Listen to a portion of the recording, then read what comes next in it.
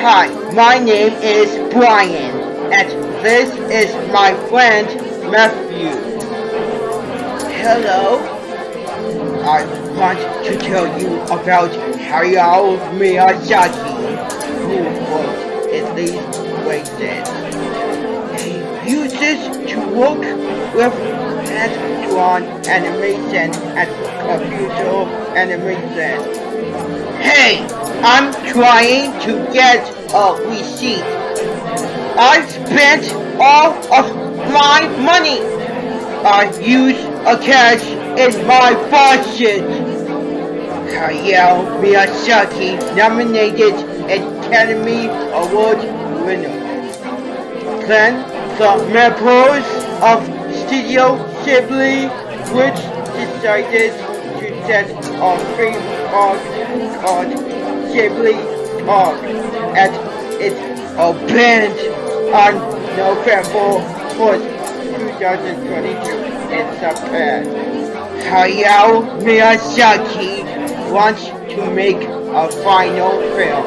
I spent cash at the till last morning. I put the photo on this document at the table last night. I want to use my budget. The show is starting. Okay. 今回は本気です。 After The Wind Rises, Hayao Miyazaki announced his retirement again. But 3 years later, 一生懸命東京で作ってます。 over the next 7 years, the story would wind and change. Through a global pandemic, trauma and loss, what emerged was something no one could have predicted. 平たく言えばすごい心配だったんですよ。 Something no one could quite figure out. I wasn't really prepared for it. I don't get Miyazaki. Not even its creator. Ultimately, what is titled How Do You Live in Japan, or The Boy and the Heron, signals the end of Studio Ghibli as we know it.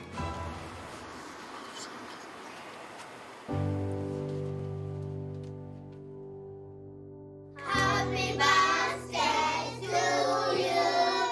Happy birthday to you. Animation is a slow process, but usually not for those making it. They feel the deadlines. But in the case of The Boy and the Heron, many of the animators remarked just how much time they felt they had. A lot of that is attributed to Hayao Miyazaki's age. When he started making this film, he was in his late 70s.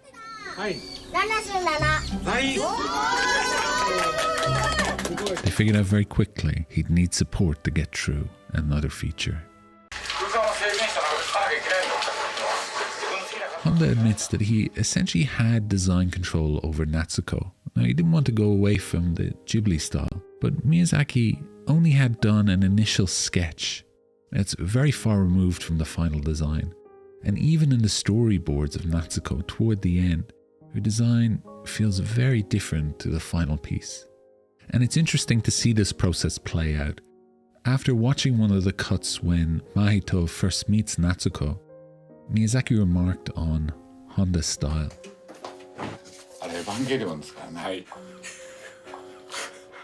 Yet he kept it in the film and was happy to keep going, showing the trust he had in these veterans of their craft and allowing them to take a creative freedom in their work. It shows a new direction for Miyazaki's approach. 変わりました。もうがぜんいいって言うとやばいか。全然違いますよ。 And it's interesting, a lot of these veterans weren't even sure what the film was about as the storyboards came in. A well-known Japanese anime director has died. Isao Takahata was 82. On the 5th of April 2018, Isao Takahata passed away. パクさん、僕らは精一杯あの時生きたんだ。久おらなかったパクさんの姿勢は僕らのものだったんだ。ありがとう、パクさん。55年前に雨上がりのバス停で声をかけてくれたパクさんのことを忘れない。どうもすいません。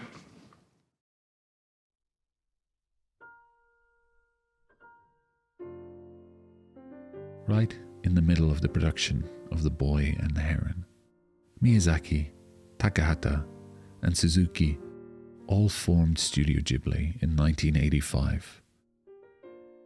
Takahata then went on to create some of the greatest works of animated art the world has ever seen, and some pieces other people aren't so fond of. But Miyazaki and Takahata's relationship went back much further than this, working together on features and TV series, each one challenging the other, but also seeking advice when needed. It's no secret that Miyazaki would often lean on Takahata or Paku-san for advice. でもこれスピード同じにちゃんとその一周で動いてるようにしてるこれ。一応75回転なってる。78回転。78回転。Suddenly that pillar was gone. こういう時にどうしたらいいんだろうねって話をして相手としてはパクさんが一番いいなとかね。But Takahata wasn't the only loss. Yasuo Otsuka, a mentor and a friend, famous for his yellow car. Michio Yasuda, revered animator and color designer. Their deaths had a great impact on Miyazaki. Here is where I really want to key into the depths I connected with in The Boy and the Heron. When he approached Suzuki with the script, he explained it would be an autobiographical story. A lot of his works always had features of his life built into them. The child he wished he was, trauma from the war, the life he wondered his mother could have had despite her illness. His stories are laced with strong protagonists, grey antagonists, and strong female characters. But this one is different. It parallels his story. His father running a factory that manufactured aircraft parts during World War II, evacuating their home during the war, feeling like an outcast in school. Maito is a very different protagonist to what we usually see. All his previous ones are vocal, boisterous, and clear in their morally driven actions. Maito is quiet, reserved, hints of manipulation, a more similar portrayal to Miyazaki as a child. And let's not forget, part of his life is the work he has created. And while this is about looking back on his life, you can see how his previous stories make appearances. In moments peppered throughout this film, the sensibilities are the same. His central message to live still comes through at the heart of The Boy and the Heron. But for the first time, something else boils through. To live means to love, and the price of love is grief. 人間の感情って複雑でさ、ただ悲しいだけじゃないんだよね。Someone as creative as Hayao Miyazaki, it will make its way into his work. これパクさんに似てると思わない？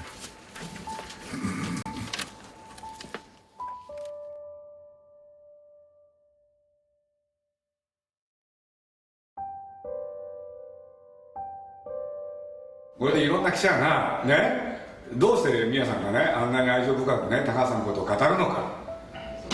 いや、僕はこういうこと言ったらしいんでよく覚えてないんですけど、これに高橋さんも一緒に並ばはったけど、それを聞いて、本人は嫌だって言ったんで、やめたんです。これ話やるから、入ります。There's a lot going on in The Boy and the Heron. Questions of loss, adolescence, finding your place in the world, forming bonds. What kind of world will you create with the building blocks left behind from the previous generation? Will you accept their expectations, entrenched in their limitations? What can you do in such an unfair world given the choice? Will you avoid it or choose to live in it? Beyond that, how will you deal with loss? For me, The Boy and the Heron is a story about Hayao Miyazaki looking back in his life as complicated, as nuanced, and ever-changing as his has been. But really it's about a man looking for his friend. Unable to accept the loss in reality, he had to say goodbye in his heart as well. To engage with him the best way they both knew how, in story. But But he wasn't brave enough to go alone, so he took his friends with him.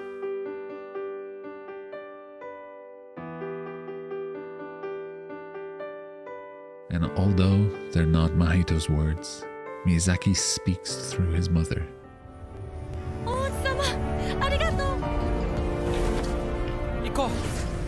All that Ghibli was, a creative force between two brilliant minds, challenging each other, caring for one another, growing together, that's gone. The tower they both built has crumbled. やっとパクさんを葬ったんですよ、この時。 But underneath that is a rebirth, a promise of new life.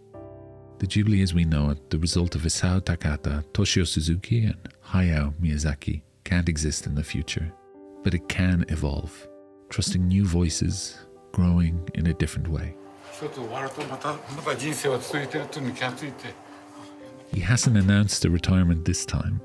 I'm not sure he ever will now. But you know, he doesn't really have anything to prove anymore. Rather, he can continue to speak from his heart, approach new ideas from different angles, or approach old ideas in a new way. Thank you, Hayao Miyazaki. Thanks for watching. But until next time, do you look and be creative.